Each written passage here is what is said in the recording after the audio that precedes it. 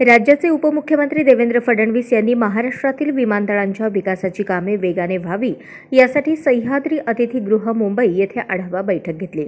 यावेळी महाराष्ट्र विमानतळ विकास कंपनीचे अधिकारी उपस्थित होते। राज्यातील एकूण 32 विमानतळांपैकी अनेक विमानतळांवर विकास कामे सुरू आहेत।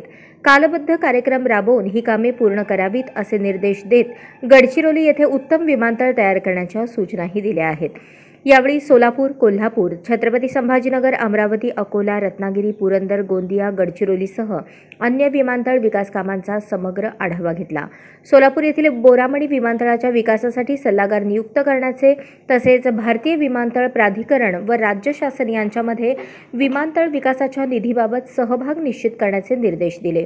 होडगी विमानतळ विकासासाठी भारतीय विमानतळ प्राधिकरणाकडे पाठपुरावा व कोल्हापूर विमानतळ विकासासाठी आवश्यक भूमी अधिग्रहण फेब्रुवारीपर्यंत पूर्ण करण्याच्या सूचना दिल्या आहेत।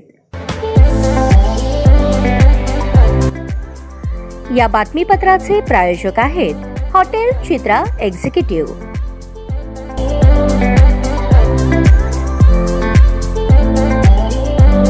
अशाच नवनवीन अपडेटसाठी जनता राज्य न्यूज चॅनलला सबस्क्राइब करा, लाईक करा आणि शेअर करायला विसरू नका।